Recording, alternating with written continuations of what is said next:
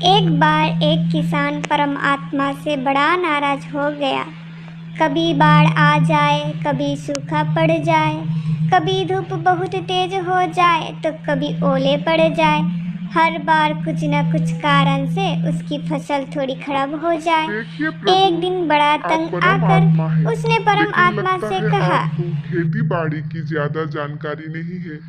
एक प्रार्थना है कि एक साल मुझे मौका दीजिए, जैसे मैं चाहूँ वैसे मौसम हो, फिर आप देखना मैं कैसे अन्ना के भंडार भर दूंगा। परमात्मा मुस्कुराए और कहा, ठीक है, जैसा तुम कहोगे वैसे ही मौसम दूंगा, मैं दखल नहीं करूंगा। किसान ने गेहूं की फसल बोई, जब धूप चाही तब धूप मिली, जब पानी तब पानी, तेज धूप ओला बाढ़ आदि तो उसने आने ही नहीं दिया। समय के साथ फसल बढ़ी और किसान की खुशी भी, क्योंकि ऐसे फसल तो आज तक नहीं हुई थी। किसान ने मन ही मन सोचा, अब पता चलेगा परमात्मा को कि फसल कैसे करते हैं। बेकार ही इतने बरस हम किसानों को परेशान करते रहे। फसल काटने का समय भी आया। किसान बड़े गर्व से फसल काटने लगा, लेकिन जैसे ही फसल काटने लगा, एकदम से छाती पर हाथ रखकर बैठ गया।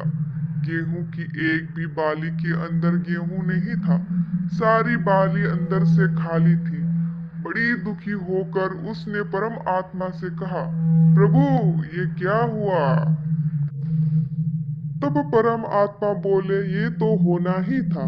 तुमने पौधे को संघर्ष का जरा सा भी मौका नहीं दिया, ना तेज धूप में तपने दिया, ना आधी ओले से जूझने दिया।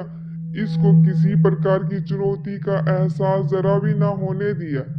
इसीलिए सब पौधे खोखले रह गए। जब आंधी आती है, तेज बारिश होती है, ओले गिरते हैं, तब पौधा अपने बल से ही खड़ा रहता है। वो अपना अस्तित्व बचाने का संघर्ष करता है, और इस संघर्ष से जो बल पैदा होता है वही उससे शक्ति देती है, ऊर्जा देता है, उसकी जीवता को उभरता है। सोने को भी कुंदन बनने के लिए आग में तपने, हथौड़ी से पिटने, गलने जैसी चुनौती से गुजरना पड़ता है, तभी उसकी स्वर्णमयी आभा उभरती है, उसे अनमोल बनाती है।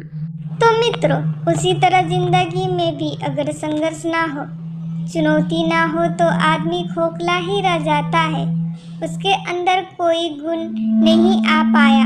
तो चुनौती है जो आदमी रूपी तलवार को धार देते हैं, उससे सशक्त और प्रखर बनाती है।